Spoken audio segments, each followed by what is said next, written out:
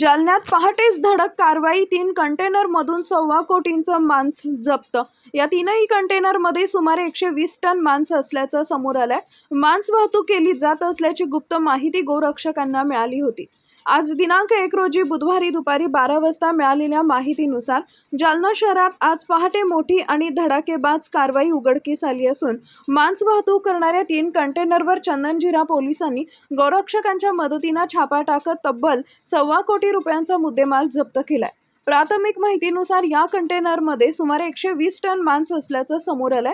या घटनेनं संपूर्ण शहरात खळबळ उडाली असून कायद्याचा धाक पुन्हा एकदा स्पष्ट झालाय। मिळालेल्या माहितीनुसार पूर्णा येथील एका फॅक्टरीमधून मुंबई मार्गे परदेशात निर्यातीसाठी मांस वाहतूक केली जात असल्याची गुप्त माहिती गोरक्षकांना मिळाली होती। ही माहिती तात्काळ पोलिसांना देण्यात आली आणि चंदनजीरा पोलीस ठाण्याचे पथक तत्काळ ॲक्शन मोडमध्ये आले। आज पहाटे सुमारे 4 वाजेच्या सुमारास पोलिसांनी 3 कंटेनर अडवून त्यांची तपासणी केली। पंचासमक्ष कंटेनरचं सील तोडण्यात आले असता आत मोठ्या प्रमाणावर पॅकिंग केलेले मांस आढळून आले। ही कारवाई अत्यंत नियोजनबद्ध आणि जलद गतीनं पार पाडली।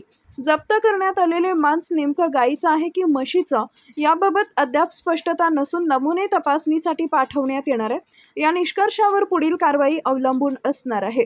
1.25 कोटींचा मुद्देमाल पोलिसांच्या ताब्यात। या कारवाईत अंदाजे 1.25 कोटी रुपये किमतीचा मांस जप्त करण्यात आला असून हा आकडा धक्कादायक आहे। शहरातून एवढ्या मोठ्या प्रमाणावर मांसाची वाहतूक होत असल्यानं अनेक प्रश्न निर्माण झाले।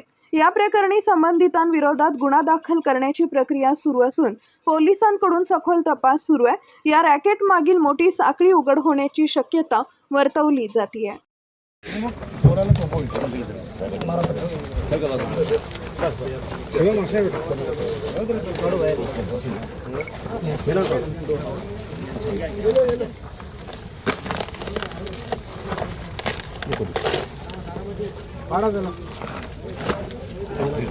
डॉक्टर साहब को निकाल लेंगे। डॉक्टर साहब बघा फोटो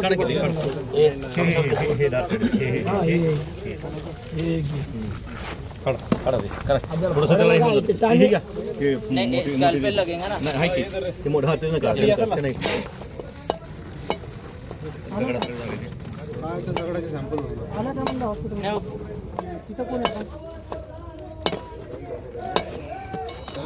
उन्हात घ्या ना त्याला। मेल्ट हुआ तो फिर इसके और चले जाएंगे डिकम्पोजिशन। दगड झाले जरा यार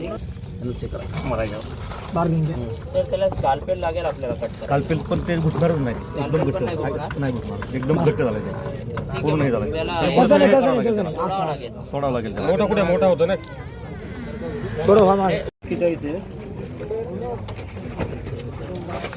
त्याच्यापेक्षा मोठा रॉड कुठे रिंकू? हा रॉड या शकत एखाद्या पुरेशील बोलत आणि त्यामध्ये एका बॉक्समध्ये 4 पॅकेट आहे। आपण बघू शकतो याच्यामध्ये जवळपास एक 5 टन टोटल म्हणजे फ्रोझन केलेले आहे, जेणेकरून ते इथून विदेशात जाईपर्यंत खराब होणार नाही। जसे की आपल्याला गुप्त बातमीदारामार्फत जी माहिती मिळाली होती त्या माहितीच्या आधारे आम्ही मध्यरात्रीपासून सापळा रचलेला होता। सकाळी 4 वाजे सुमारास गोरक्षकांनी त्यांना कुठेतरी माहिती मिळाली की 3 कंटेनर गोमांस घेऊन निघालेले आहेत। तर ते आमच्या पोलिसांनी, पोलिसांचे कर्मचारी आणि गोरक्षकांनी मिळून ते 3 कंटेनर टोल नाक्याजवळ, नागेवाडी टोल नाक्याजवळ पकडले।